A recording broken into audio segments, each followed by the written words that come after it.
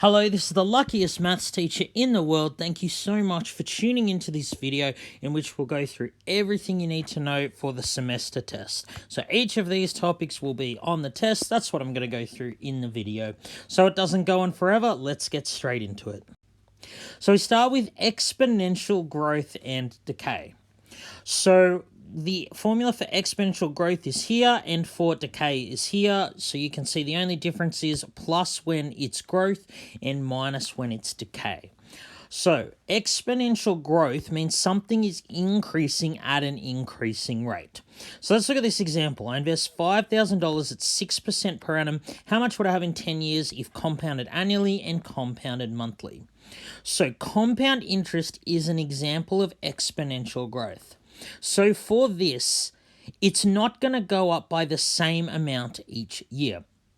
So 6% of 5,000 is actually 300. It doesn't go up by 300 each year. It will go up by 300 in the first year, then 318 in the second year. It will go up at an increasing rate. You can't just say 6% per annum for 10 years, oh, it'll go up by 60%, okay? That's because it will not go up by the same amount each year. So to find out how much money I'll have, I just use this formula here because it's growth. Compound interest is an example of compound growth. It's going up. So using this formula, P is what you start with, in this case 5,000, R is the rate of increase, in this case 6, and N is the number of increases. So if it increases annually for 10 years, once a year for 10 years, N is 10.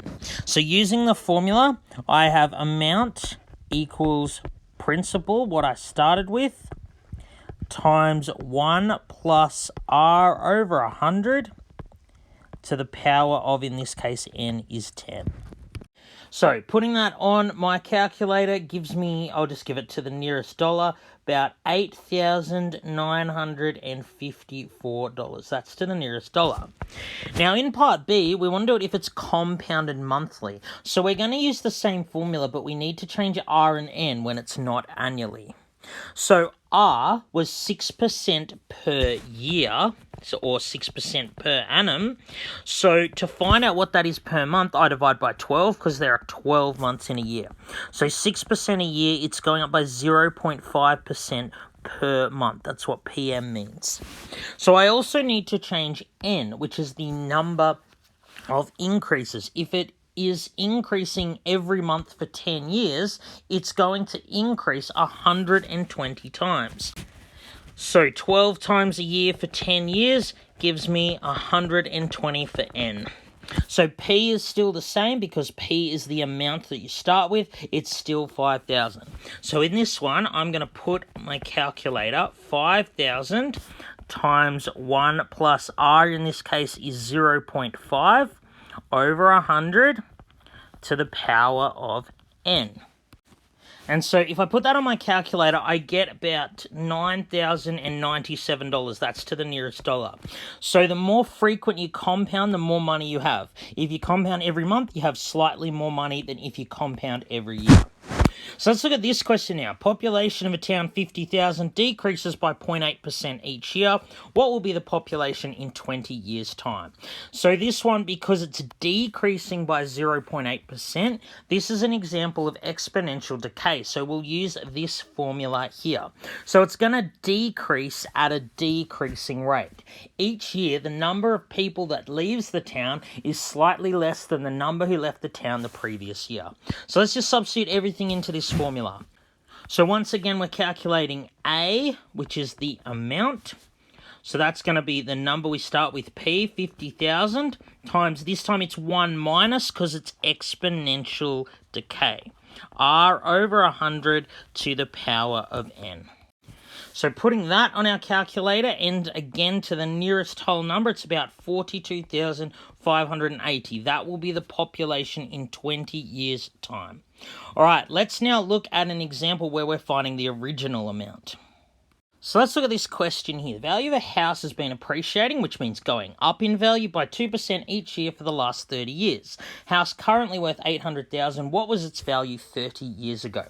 So here what we're saying is we want to know what it was 30 years ago. It started at some value. It's been increasing in value, so this is exponential growth by 2% each year for 30 years. And that's now given us 800,000.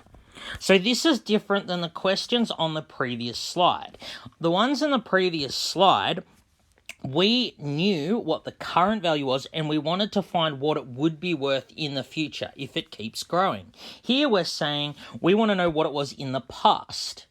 It's already increased in value. We want to know what it used to be worth. So when you're finding the original value, the amount in the past, if you like, you don't times, you divide. To find out what number goes in the box, I simply divide 800,000 by 1 plus 2 over 100 to the power of 30. So again, I'll give it to the nearest dollar. It's 441,657. So that means it used to be worth this, and if this increases by 2% each year for 30 years, we end up at 800,000. So here I divided, whereas in the previous example I multiplied, and that's because I'm finding the value in the past. All right, let's now move on to trigonometry. So trigonometry is used to find unknown sides and angles in right-angled triangles. So if we have a right-angled triangle like this, we label one of the angles theta, not the right angle, and we label the three sides opposite, adjacent, and hypotenuse. So the hypotenuse is always the longest side. It's always the one that faces or is opposite the right angle. So of the two shorter sides, the opposite one is the one not touching or facing theta. The side adjacent theta is the one next to. So it's important to know this because which of these sides we have determines which ratio we use. Remember, there are three ratios: sine, cos, and tan. The acronym SOHCAHTOA tells you when to use each ratio. So we use sine when the question involves opposite and hypotenuse, cos when it involves adjacent, hypotenuse, and finally tan when it involves opposite and adjacent. So in the first two here, we will find a side, and then in the third one, we will find an angle. So let's look here. So we have this angle 42 degrees. This side here is the adjacent, and this is the hypotenuse. So SOHCAHTOA tells us we use cos. So we set up our equation, cos of angle equals, now whichever one comes first goes on top. Because adjacent comes before hypotenuse, we put the adjacent on top, which is x, and then the hypotenuse goes on the bottom. And we'll solve that equation in a second.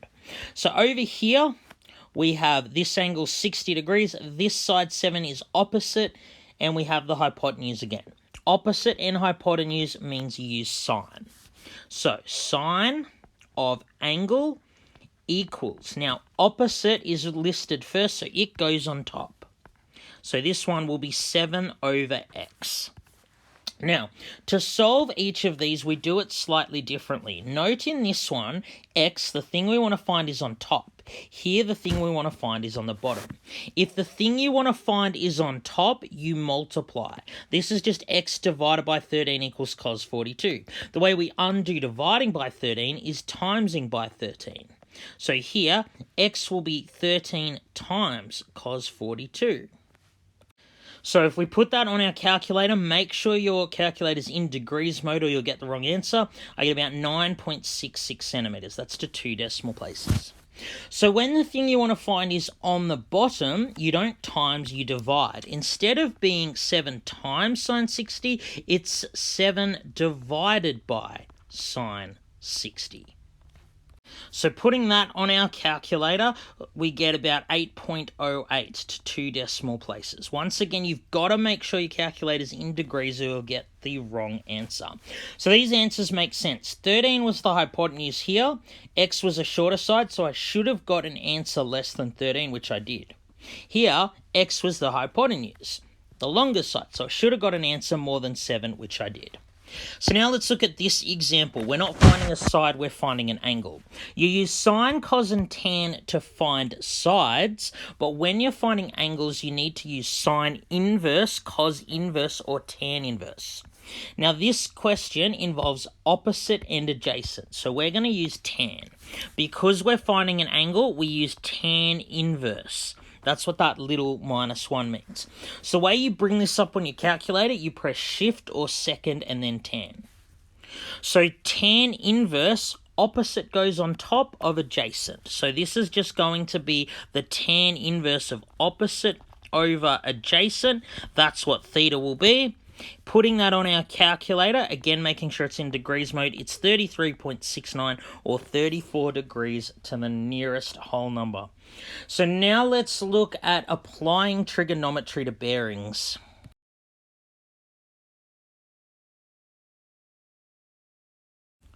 So we're going to do this question here. Drive for 140 kilometers on a bearing of 290 degrees, and then we'll answer these questions. So the point of bearings is this. Let's say that you are flying a plane from Canberra. If you want to fly to Sydney, you know you have to go in a northeast direction. The problem is, if this is Canberra, do you go in this direction, which is northeast, or this direction? What bearings do is they will give each of these lines a number, so you can tell which of these directions of northeast you need to travel. So, the way the circle works for bearings, you start off with an axis like this. You obviously know it goes north, east, south, west. When we're talking about angles in bearing, it's the angle made with the north axis in a clockwise direction. So east is at 90 degrees. If you went on a bearing of 90 degrees, you'd be going due east. 180 degrees is due south. 270 degrees is due west. North is 360, also 0 degrees. So if you went on a 360 degree or a 0 degree bearing, you'd be going due north. So when it says I drive for 140 kilometers on a bearing of 290, well, 290 is between 270 and 360. It's in this direction, northwest. So 270 is due west. I need to go 20 degrees more to get to 290. So this angle here would be 20 degrees.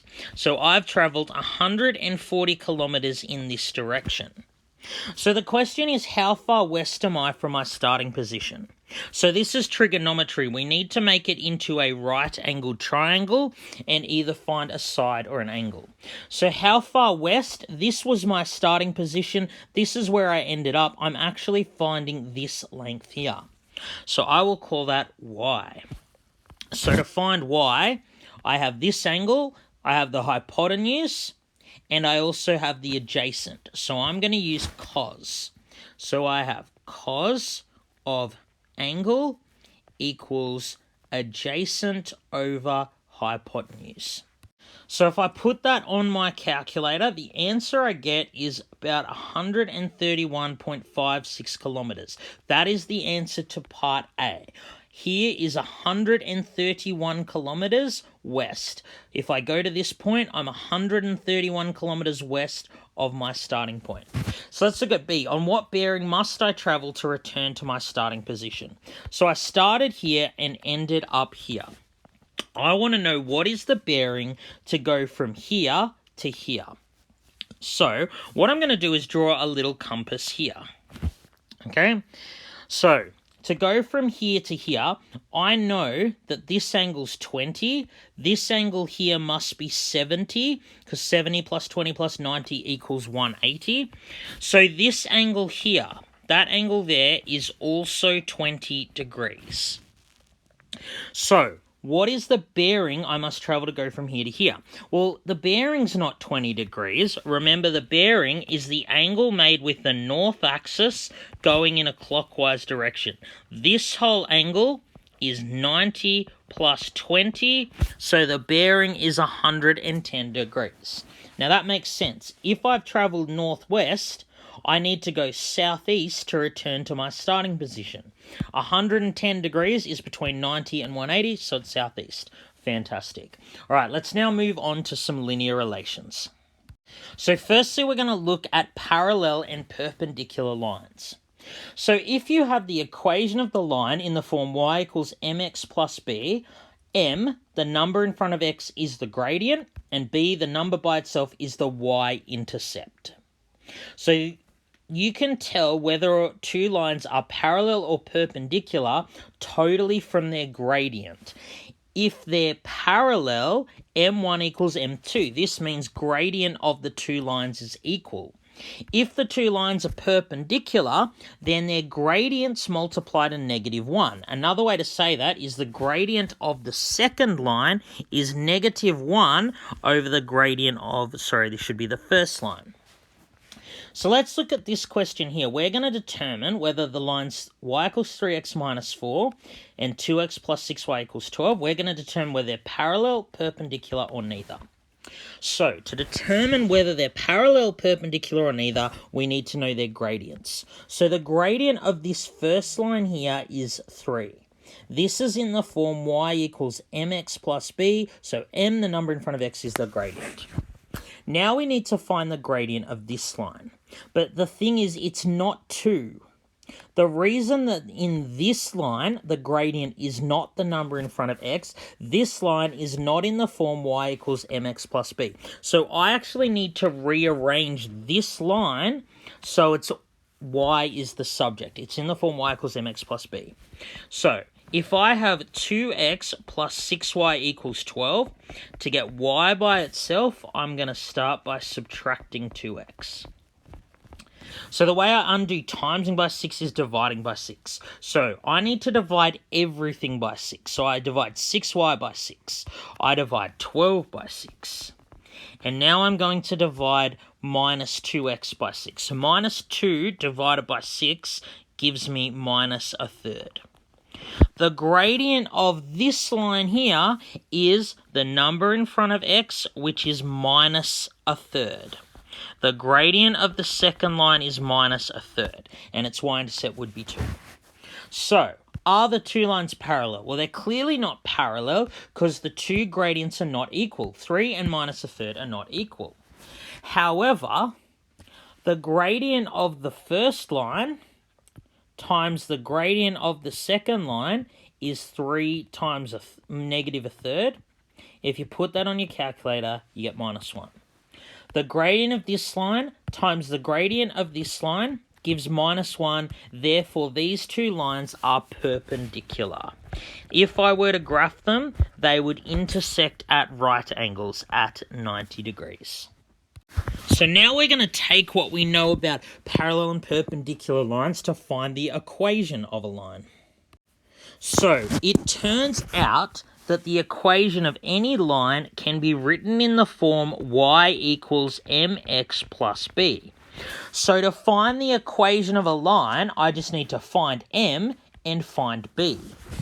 So we can find m using what we learned on the previous slides about the gradients of parallel and perpendicular lines. To find b, you need to know m. You substitute m, x, and y into this equation and solve for b. M is the gradient you found in step 1. X and y come from a point. So let's look at this example here. We're going to find the equation of the line perpendicular to this line that passes through this. So first step, find m. If I want to find the gradient of a line perpendicular to this line, I need to know the gradient of this line. But it's not in the form y equals mx plus b, so the gradient's not 3. To find the gradient of this line, I need to rearrange in the form y equals. So what I'm going to do is subtract 3x from both sides. And now I'm going to divide each side by minus 4. So I'm going to divide minus 4y by minus 4. I'm going to divide 12 by minus 4 and negative 3 by minus 4. So negative divided negative becomes a positive. The gradient of this line here is 3/4. So that means the gradient of the second line is minus 1 divided by 3/4. That's what I wrote on the slide before. Two lines are perpendicular if and only if the gradient of the second line is -1 divided the gradient of the first line. So you can put that on your calculator. You actually get minus 4 over 3. So the gradient of the line perpendicular to this line is minus 4 over 3. So the equation I want to find has gradient minus 4 over 3. So step 1's done, I found m. So step 2, to find b, I'm going to take my equation y equals mx plus b, because any line can be written in that form. I'm going to rub out m and replace it with the value I just found, which is minus 4 over 3. Now, x and y come from the point. X is 6, y is minus 2. X is always listed first. So I'm going to change x to 6, and I'm going to change y to minus 2. So my goal here in doing all this substitution is to solve for b. So minus 4 over 3 times 6 gives me minus 8. So I've got minus 2 equals minus 8 plus b. So to find b, all I need to do is add 8 to both sides, and I get b equals 6. So the equation of the line perpendicular to this one is y equals m x plus b, and then we're done. So now we're going to do the opposite. The next slide, we're going to look at when I tell you the equation and you turn that into a line. So we look at plotting linear graphs. So this is tricky because there are a few different methods. So firstly, if it's x equals a number, it's just a perfectly vertical line. Y equals a number is a perfectly horizontal line. These two are easy to do. If the equations of the form y equals mx plus b, which I've mentioned a few times, you use the gradient intercept method. You plot the y-intercept, you use the gradient to find a second point. And if the equations of this form, where it's not y equals something, you find the y-intercept, find the x-intercept, and just join them up.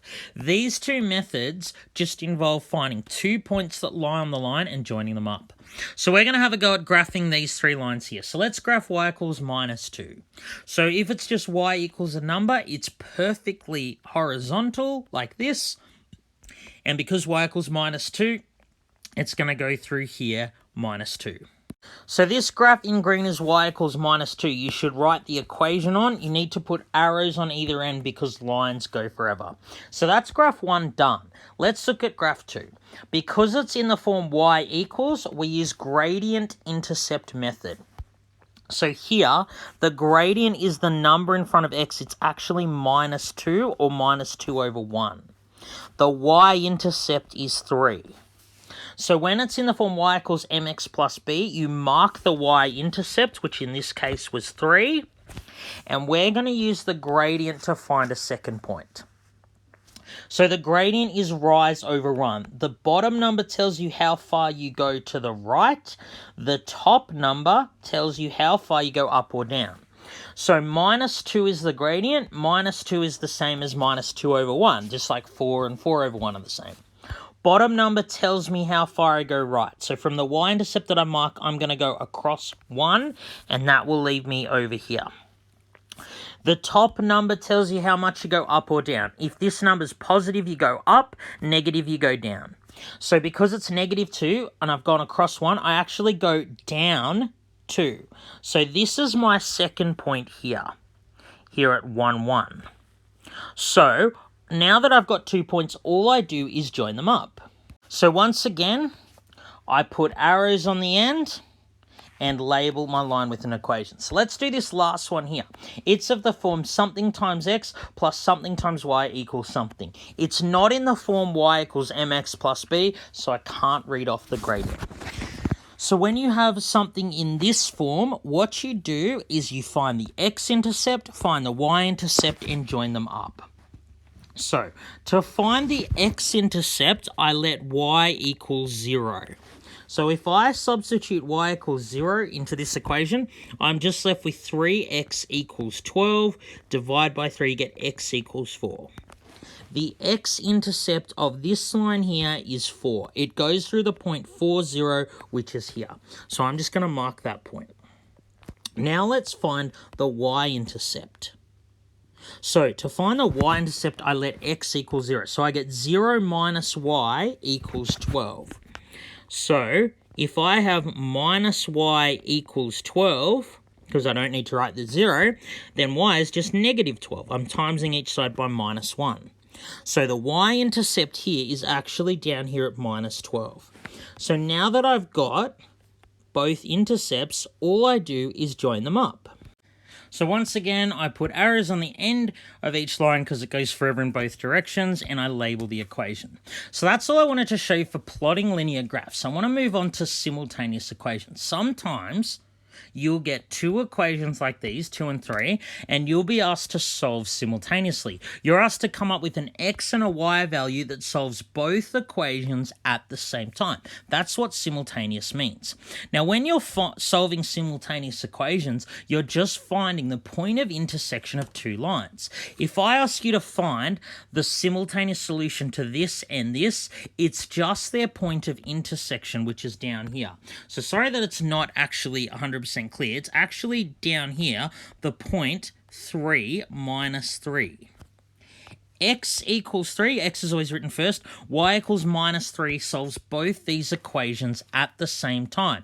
If you substitute x equals 3 and y equals minus 3 into this equation, it makes it true. If you substitute x equals 3, y equals minus 3 into this equation, it makes it true.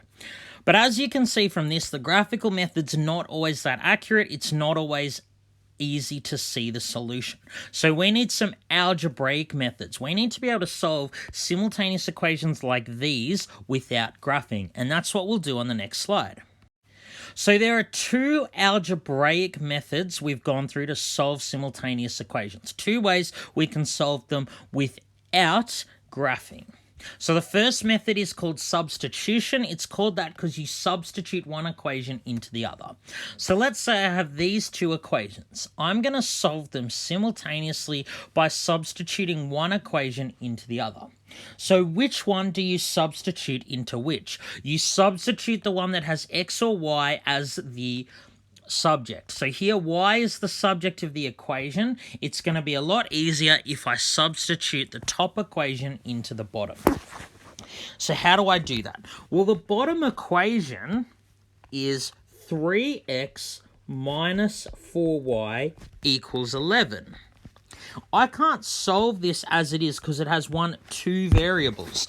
I can't solve equations with two variables, but I know that y equals x minus 3.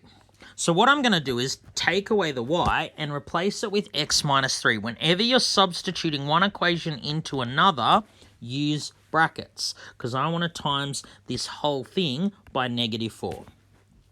So after I've substituted, now I have an equation that has just one variable x. So I'm going to solve this for x. So let's expand the brackets. So minus 4 times x, minus 4 times minus 3. Negative times a negative is a positive. So 3x minus 4x gives me minus 1x plus 12 equals 11. Subtract 12 from both sides and you get minus 1. So I get minus 1x equals minus 1. Now I'm going to divide each side by minus 1 and I get x is positive 1. So I'm not done. I found x, but I haven't found a value for y. But I can easily substitute x equals 1 into this equation here. So y is just x minus 3, which is minus 2. So if I substitute x equals 1, y equals minus 2 into this equation, it makes it a true statement. If I substitute x equals 1, y equals minus 2 into this equation, it is a true statement. We normally write the solution as a point. X value first, y value second, and then we're done. So let's look at the other method we went through, elimination. So on the previous slide, I said you substitute the equation in which x or y is the subject. X or y is by itself. But that won't always be the case. You won't always have an equation where x or y is the subject. So if we look at these two equations here, neither x nor y is the subject. It's going to be pretty hard to use substitution. Instead, we're going to use the elimination method. It's called elimination because what we do is we add or subtract two equations and we get rid of, eliminate one of the variables. Now, in order to do this, in order to get rid of one of the variables by adding or subtracting, one of them must have the same coefficient, which means number in front of in both equations. So by the way, when I say variable, I'm talking about x and y. They are the variables or the pronumerals. So let's look at this first equation. This one's easier because the y has an 8 in front of it in both equations. So I can eliminate the y's by adding or subtracting these equations. So which would I do? Would I add them together or subtract? Well, that's what this line here means. If they have the same sign in both equations, you subtract, and a different sign you add. So here, the sign is different. This 8 is a negative, this 8 is a positive. So I can get rid of the y's by adding together the two equations. So I go like this in columns. X plus 3x gives me 4x. So minus 8y plus 8y is 0. That's why they're eliminated. So then 3 plus 41 gives me 44. So now I have an equation with just one variable that's easy to solve. I just undo timesing by 4 by dividing by 4. So I get x is 44 divided 4 is 11. I'm not done. I know what x is, I don't know what y is. So to find what y is, I substitute x equals 11 into either equation, it doesn't matter. I'm going to substitute this into the original equation. So the original equation says x minus 8y equals 3. So I'm going to subtract 11 from both sides. Then I'm going to divide each side by negative 8 and I get 1.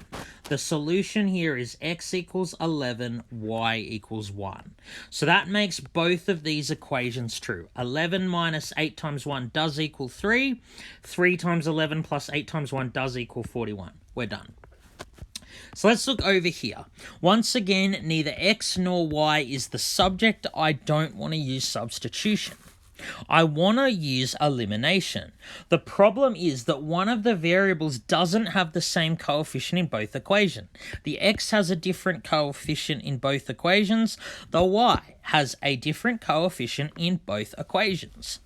So what I need to do in these cases is I need to multiply one or both equations so they do have the same number in front. So if I multiply this top equation by 3, the x will become a 6x. If I multiply this equation by 2, the x will become a 6x. So when I multiply this equation by 3, I need to multiply everything by 3. So multiply 2x by 3, I multiply 3y by 3, and I multiply 1 by 3. Second one, I multiply 3x by 2, negative 4y by 2, and 44 by 2. So now I have a situation where the x's have the same coefficient in both equations. Now they have the same sign. They're both a positive 6. So same sign means subtract. What I'm going to do is subtract the bottom equation from the top equation. So I get this. 6x minus 6x is 0. X's are eliminated. 9 minus 8 is 9 plus 8. It's 17y. So then 3 minus 88 is minus 85. So to get y by itself, I divide each side by 17. I've got y equals minus 5. I'm not done. I need the x value. So I'm going to substitute this into either equation. I'll just substitute it into the first equation. So the first equation becomes 2x plus 3 times y equals 1. 2x, 3 times minus 5 is negative 15. Add 15 to both sides. Divide by 2. X equals 8. So the solution here is x equals 8, y equals minus 5. All right, let's now move on to worded problems involving simultaneous equations. So whenever you're trying to solve problems requiring equations or simultaneous equations that are worded problems, you define variables first, form equations, then solve. For simultaneous equations, the magic number's 2. 2 variables, 2 equations.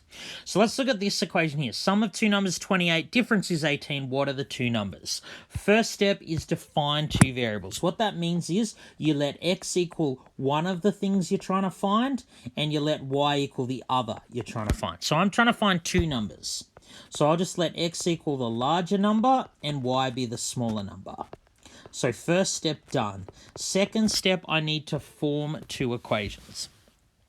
I'm going to take the information 2 bits of information and rewrite it with mathematical symbols. So the sum of two numbers is 28.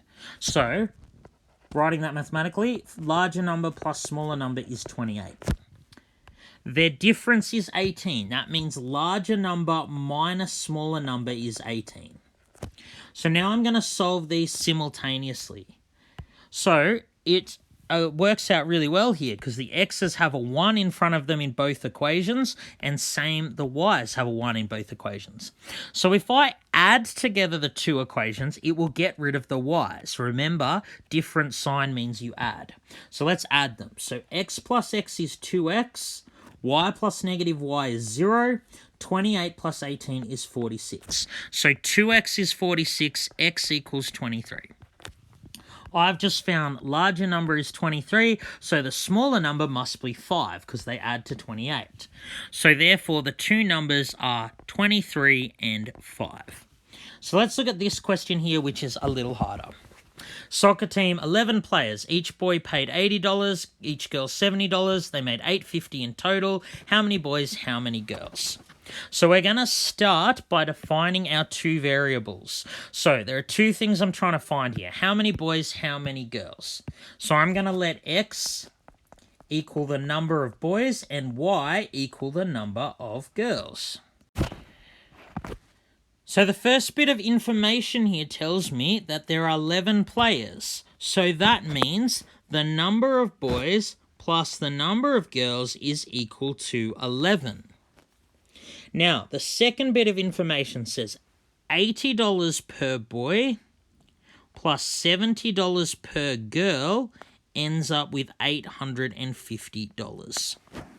So I want to solve these two equations. Now, because neither x nor y is the subject, I use elimination. To use elimination, either x or y has to have the same coefficient in both equations. So if I times the top equation by 80, then the x will have the same coefficient in both equations. So the top equation will become 80x plus 80y equals 880.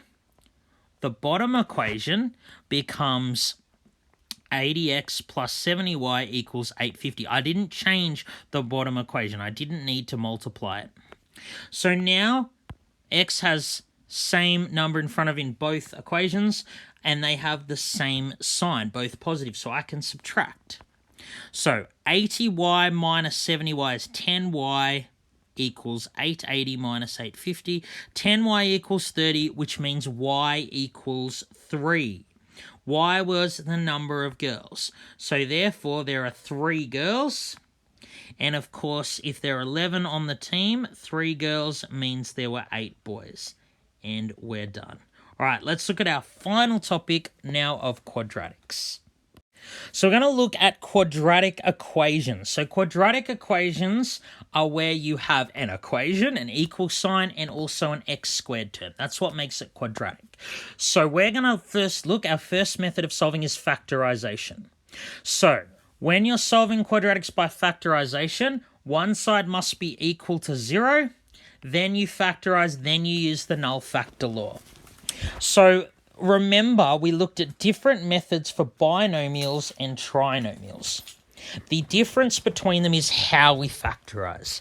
If we want to factorize binomials, that's where there are 2 terms. We can use highest common factor, difference of 2 squares, or both.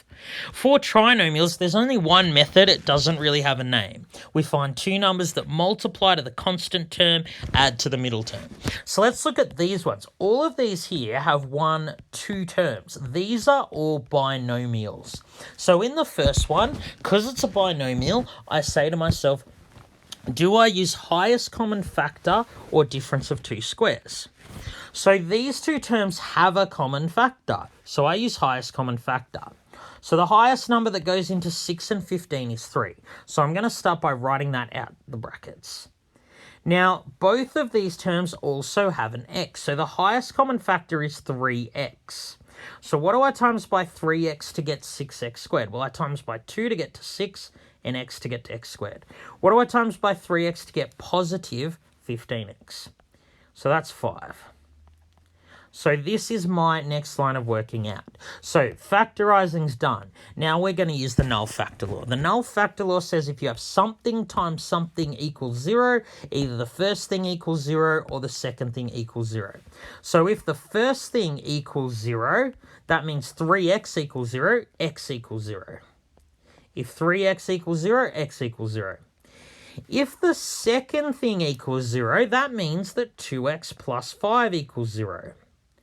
So subtract 5 from both sides, divide by 2, you get minus 5 over 2. They are the two solutions. So quadratic equations sometimes have no solutions, sometimes have one solution, sometimes have two solutions. This one has two. All right, let's look at this example. X squared minus 16 equals 0. So x squared and 16 have no common factors. I can't use HCF. What I do have is a perfect square minus another perfect square. That's what it means, difference of two squares. Difference means minus. So the way you factorize difference of two squares, you get two brackets, square root the first, square root the second, one gets a plus, one gets a minus. So I have now factorized, to use the null factor law, either the first bracket equals 0 or the second bracket equals 0. If x plus 4 equals 0, x is minus 4. And if the second bracket equals 0, if x minus 4 equals 0, then x is positive 4. So there are two solutions here, negative 4 and positive 4. Both of them, if I substitute for x, make this a true statement. So this one down here, 4 and 1 have no common factors. I can't use highest common factor. I can use difference of two squares. 4x squared is a perfect square. 1's a perfect square. So if I square root 4x, I get 4x squared, If I square root 4x squared, I get 2x. Square root 1, you get 1. 1 gets a plus, 1 gets a minus. So either the first thing equals 0 or the second thing equals 0. If 2x plus 1 equals 0, then x would be minus a half. So you just subtract 1 and then divide by 2. If 2x minus 1 equals 0, then x would be positive a half. They are the two solutions here, and we're done. So this final one here, you actually use both. 3 and 12 have a common factor of 3, but this time, unlike the first one, there's not an x in both terms. So the common factor I take out is 3. So what do I times by 3 to get 3x squared? What do I times by 3 to get negative 12? This is the difference of two squares. So to factorize x squared minus 4, two brackets, square root of x squared, square root 4, 1 gets a plus, 1 gets a minus. This 3 out the front doesn't affect the solution at all. Either x plus 2 equals 0 or x minus 2 equals 0. They're the two solutions, minus 2 and 2. So all of those were binomials. These 3 are trinomials because there's 1, 2, 3 terms. So the way you factorize them is you find two numbers that multiply to the constant, add to the middle term. So two numbers that multiply to 8 and 6, they are 4 and 2. 4 plus 2 is 6, 4 times 2 is 8. So 4 and 2 are not the two solutions, they're the numbers that go in the brackets. So it was positive 4 and positive 2. So either the first bracket equals 0, which means x is minus 4, or the second bracket equals 0, which means x is minus 2. They are the two solutions here. So just so you know, quadratics never have more than two solutions. So let's try this one here. So here I want to find two numbers that multiply to 25 and add not to 10, but negative 10. So those two numbers turn out to be minus 5 and minus 5. Minus 5 plus minus 5 gives negative 10. Minus 5 times minus 5 is positive 25. So this is an example of a quadratic that has one solution. If the first bracket equals 0, x minus 5 equals 0, x equals positive 5, because 5 minus 5 equals 0. If the second bracket equals 0, again x equals 5. There is only one solution because this is a perfect square. So let's look at this equation here. So unlike the other ones, the first step wasn't done for us. In all the other ones, one side equals 0. Here, one side doesn't equal 0. You must first make one side equal 0. So to do that, I'm going to subtract 4x, then I'm going to subtract 21. So I end up with x squared minus 4x minus 21 equals 0. So now what I do is I find two numbers that multiply to negative 21 and add to negative 4. So go through the factors of 21 if you don't know. So 7 and 3 will work if I make it a negative 7 and a positive 3. Minus 7 plus 3 is negative 4. Minus 7 times 3 is negative 21. So, same as before with the null factor law. Either the first thing equals 0 or the second thing equals 0. So let's now look at using the quadratic formula. So on the previous slide, I went through heaps of examples in which we solved quadratic equations using factorization, but not all quadratics can be factorized. This one here has solutions, but you can't factorize it. If you tried to find two numbers that multiply to negative 5 and add to 3, you just won't be able to do it. So we need another method for solving quadratic equations.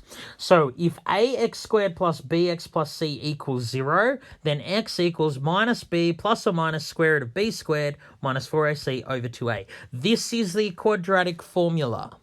All you need to do to find the solutions to a quadratic equation is substitute a, b, and c. So what do I mean by a, b, and c? A is the number in front of x squared, b is the number in front of x, and c is the constant term. So when you're using the quadratic formula, as I will use in these cases, what I want you to do first is calculate this, the discriminant. B squared minus 4ac is the thing under the square root.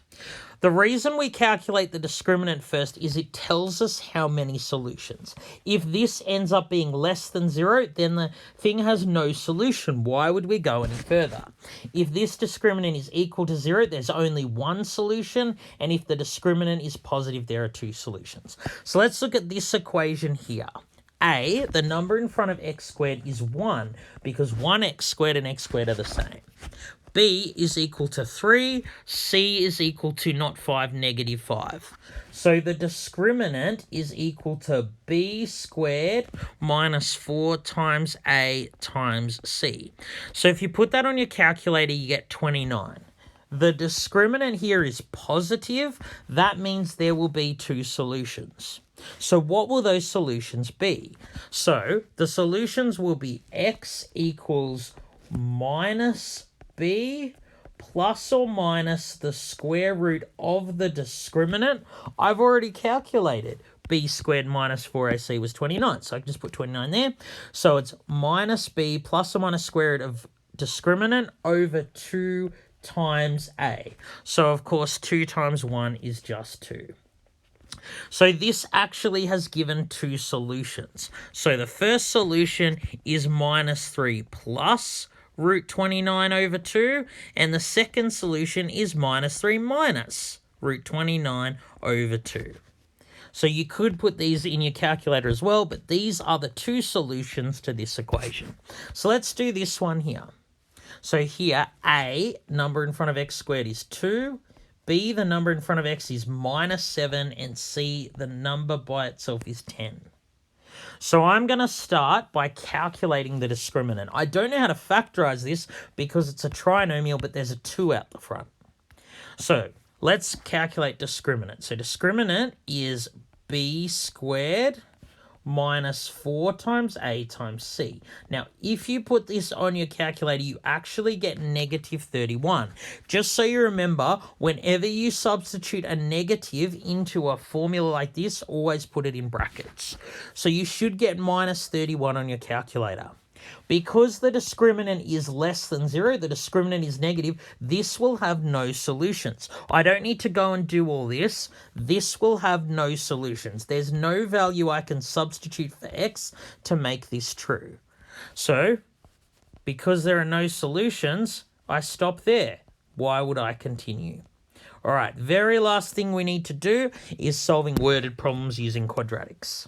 So I will now go through these two worded problems, both involving quadratic equations. The process is similar to when we solved worded problems using simultaneous equations. You always start by letting x equal the thing we're trying to find. But when we're doing quadratic equations, we only use one variable, x. We're not going to use y, and we're only going to have one equation. So here, I'm actually after two numbers. I don't want to let x be one number and y be the other number, because in all of the previous examples of quadratic equations, they only involved one variable. So what I'm going to do here is I'm going to let x equal the smaller number.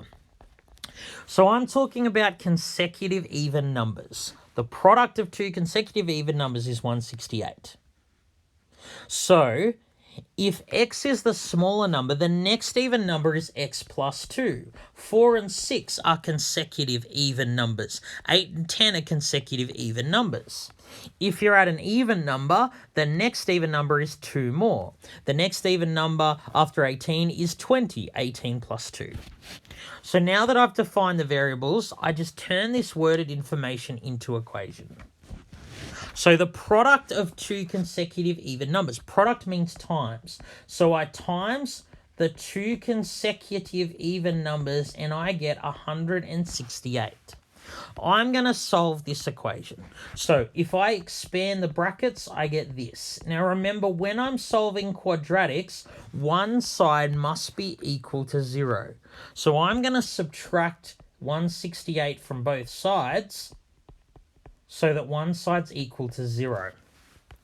So to factorize this, I need to find two numbers that multiply to this and add to this. That's hard to find factors of 168. So let's use the quadratic formula.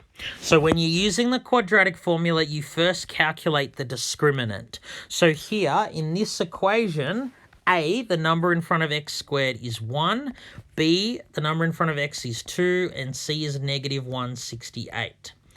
The discriminant is b squared minus 4 times a times c.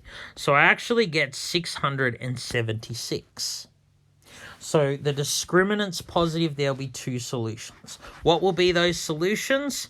So I get minus b plus or minus square root of discriminant over 2 times a. So the first solution, minus 2 plus root 676 over 2, that will give me 12. So x equals 12 is one solution. The other solution is minus 2 minus root 676 over 2. If you put that on your calculator, you get minus 14. So the smaller number could be 12 or minus 14. So the numbers are, if the smaller number is 12, the larger one is 14. 12 times 14 is 168. These are consecutive even numbers that multiply to 168. The other solution, if the smaller number is negative 14, then the larger number is negative 12. These two are consecutive even numbers that multiply to 168. So there's two possibilities here. The numbers are 12 and 14, or negative 14 and negative 12. So let's do this example here. So this is a very tough one. So the rectangle has area 30 centimeters squared, perimeter 34. We're going to use quadratic equations to find its dimension. So let's start by drawing this here. Okay. So if the perimeter is 34, these sides all add up to 34. That means these two sides add to 17, because 17 plus another 17 is 34. So if I let x equal the length, for example, if this is x, this will be 17 minus x, because those two need to add to 17. So the area of this rectangle is length times width. That is equal to 30. Once you've got the equation, the hard part's done. I'm just going to solve like normal. X times 17, expanding the brackets, x times negative x. Now, I want one side to equal 0. So what I'm going to do here is I'm going to add x squared to both sides. And I'm going to subtract 17x. So I get x squared minus 17x plus 30 equals 0. Factorizing this, I need two numbers that multiply to 30 and add to negative 17. So those two numbers are negative 15 and negative 2. Minus 15 minus 2 is equal to minus 17. Minus 15 times minus 2 is positive 30. Null factor law. If the first thing equals 0, x is 15. If the second thing is equal to 0, x equals 2. They're the two solutions for the length. One of the dimensions is 15, one is 2.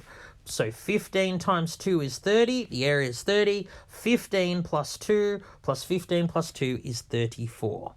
Alright, sorry for the long video. Best of luck in the exam. You'll ace it. You're a superstar. Please ask me any questions if anything didn't make sense. Thanks so much for tuning in. This has been the luckiest maths teacher in the world. Have a great day.